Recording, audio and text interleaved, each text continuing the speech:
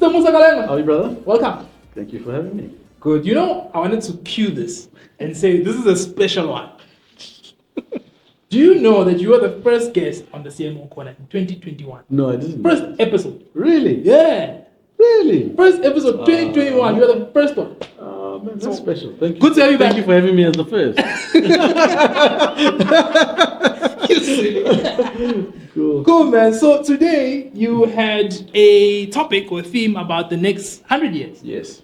And I want you to maybe share a bit about those 100 years and what you see. Mm-hmm. Almost like whip out the Kalenga ball. And I can just see it spinning here. And say year 21, 25, 24. Yeah. What does it actually look like? Yeah. And then let's work our way back. Yeah, working our way back is interesting. So I think what we see happening, obviously, is that the era we're moving into now is what they call the era of augmentation. Yeah. That era means that humans and technology are getting closer and closer together. At some point, the theory is that it'll be indistinguishable whether you're dealing with a human or a piece of technology. Mm-hmm. In the year 2021, I think the relationships that we have that currently are governed by human-to-human interaction will be now channeled through technologies like Forge. You'll get near-human type interactions. You'll get unlimited computational capability, and you'll be closer to being able to have a more conversational interaction with subject matter like advertising, like finance, like risk, and everything else. So that'll become far more humanized. The step that we're at now is that we're obviously tinkering with what I call base level AI. Okay. What the people at OpenAI have started to do, being able to predict sentence construction, what Gemini have started to do with all these platforms that are now being able to take text to visual. Yeah. So that's really baseline applications of AI. So this is the step we're at now, and obviously we come from a situation where all of it was very manual. So I shared a little bit of nostalgia today around some ads that were created and the process that people went through to do that. Yeah. And in the next 100 years, that creation process will be happening between you and or a technology interface and or a hybrid interface between technology and a human. And what's that impact for us as marketers then? What does it look like? It almost feels like the things we know now obviously are going to change, and changes are constant. But it feels like they're going to shift like drastically. Yes, we have to become more human. That becomes our role, because I don't think we're at the stage yet where this will replace humanity. I think there's a lot to be done around governing what's going to happen with AI. The national framework in South Africa has been launched, to the European Union and doing the same thing. So there's a lot of governance that has to happen for it to be responsibly done. But I don't think our role will change fundamentally. I think marketers in particular, because we're creative brains, I think we're going to become more of a premium in an environment where computation can be done like this. Yeah. It still requires of us to bring what I call the magic human dust, which is connecting unrelated things, being able to understand and feel through situations. That still becomes our value add. And even now, when you can create things so quickly, I still believe that that's important. So when we've played around with AI and we've taken quite a long time to try and build this product, there is still a very clear role that a human being plays to interact with the AI. So I'm less worried about that. I'm more worried around the governance, hopefully that's in place, that doesn't allow it to override and overrun us humans. So where are we in terms of governance right now? Not very far, to be very honest. So South Africa released their national AI framework for commentary, which was unfortunately not very detailed. It read a little bit like a one-page manifesto as opposed to something specific. So I think we're right in the beginning of understanding the actual implications. But they've opened it up for input, which we've given. But places like the European Union are a little bit more advanced. I think a big part of the government, from a governance and compliance perspective, being able to contribute to the conversation is putting people in those spaces that understand the subject matter well. The worst thing that we can do in South Africa is have people making decisions on AI and governance that have got no clue what the implications are, because they're very deep implications. So we're not as far as I'd like us to be. In fact, private enterprises are probably further ahead than government. Some people describe it at the moment like a little bit of the Wild West when it comes to AI, because there's very little authority or process or policy that governs it. But I also say, on the other hand, that's also where innovation thrives, right? When you have a little bit of freedom to think about stuff, that's where innovation also thrives. So we're not great yet. And then let's talk about Forge. Yes, sir. So you kind of like had a precursor to Forge. I heard a bit of it, but I want to know what it is. Why? How does it work? I played with it yesterday, like the waiting list. Yes. Then he asked me questions. I'm like, okay, why asking me all these questions? I'm not sure. I'm, like, I'm seeing Musa tomorrow, so I'll ask Musa about Forge before I fill in the waiting list. So what is Forge? Why? Where do you find it? Why was it built? Yeah. How is it going to help? Like, where are you with it? You know what? Everyone always talks about this principle that, if you don't create ways to actively disrupt yourself, someone else is going to do it. Forge is effectively that. Okay. We're an advertising communications business in the marketing industry.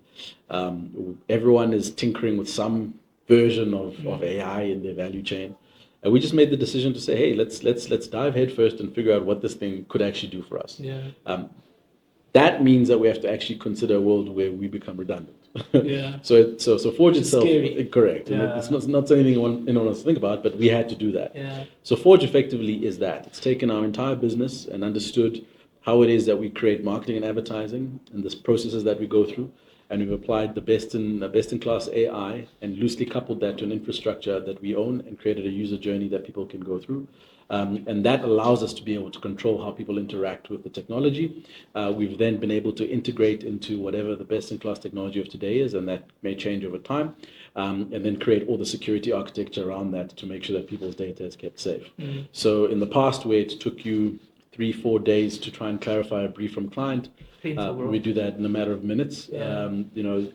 We've built really interesting IP around being able to quality score briefs, as an example. Oh, nice. So they don't go past a certain level if it's a Garbage, brief, yeah. Which is a major complaint Yeah, from marketers garbage across the in, board. garbage out. Yeah. Then from that process, it becomes a master brief into the strategy process, and literally the strategist logs in, and there's a first version of the strategy for them to review. And similarly, that's where the magic dust comes in, is that they interact with it and they play with it and they figure it out. We're also building in an audit process to be able to have approvals, because clients often throw agencies under the bus, but sometimes that responsibility is the client's. Yeah. So when there's an approval required from a strategist and a client, it's a digital handshake. So we can tell you that if you're the one holding up the process, you're keeping us from doing it. So it's an iterative process of going through the entire stage of how we develop creative concepts, right until you've got visualizations and prompts straight into the production process for creation.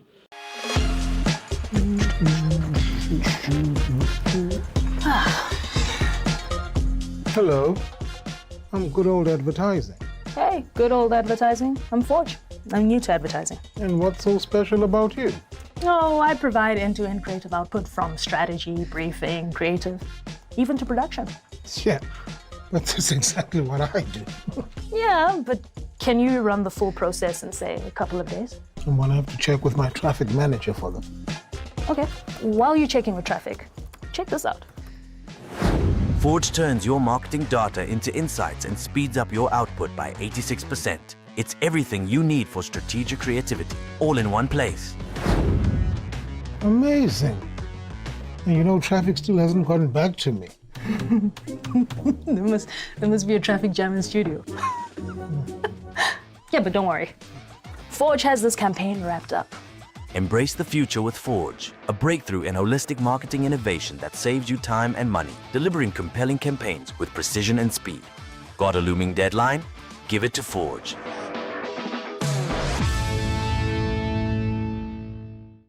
So that's what the technology does. So the waiting list allows us to get people who are interested to be on standby. As you can appreciate, we're going to be launching features over the next 12 to 18 months. We're going to expose people to the technology, get their feedback, iterate on that, and then launch new features as we go along. But certainly the next interaction we're going to have is going to be around our roadmap. Yeah. Where we're going to launch to a small group of people. We're going to have tested it, and we're going to make sure that it actually works. And maybe we can have another conversation then about what does the roadmap look like when we start launching these different features. And what's the upside for an organization like Brave at this point with Forge?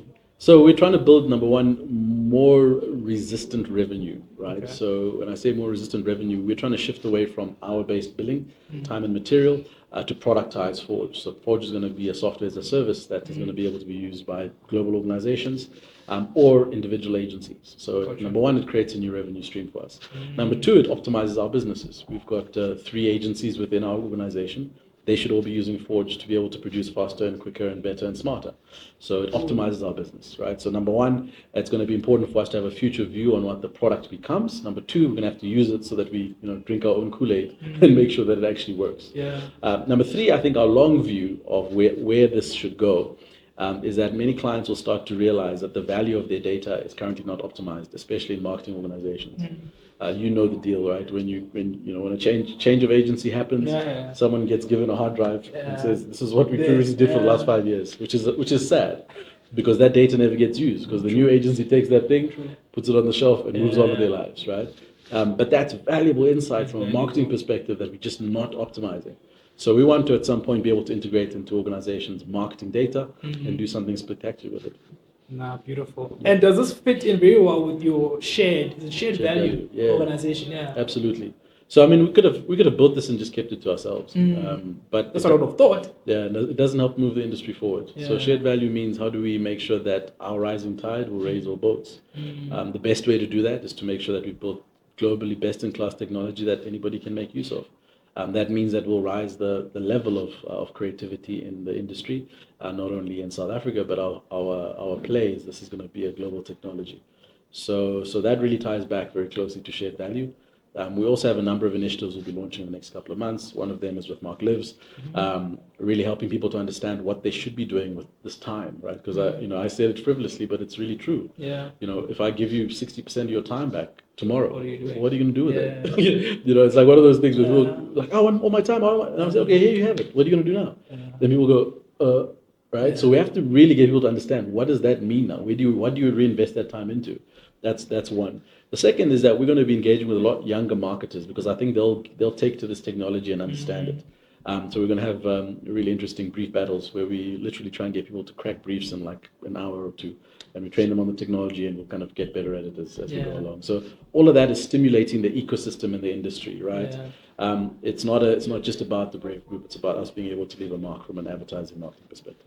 Brilliant. I have no further questions. Can I rest my case? Yeah, actually, okay. Rest my case. It's fine. You've covered everything. I get a sense of what the next 100 years looks like. And it's exciting, because I think for me, more than anything, it's not just you moving Brave Group forward, but it's moving the industry forward. Absolutely. Which is a difficult thing to do, but I mean, if you are brave, you are going to do it. Someone has to do it. Lovely. Thank you, sir. Cheers, brother. Cheers, man. It's a wrap.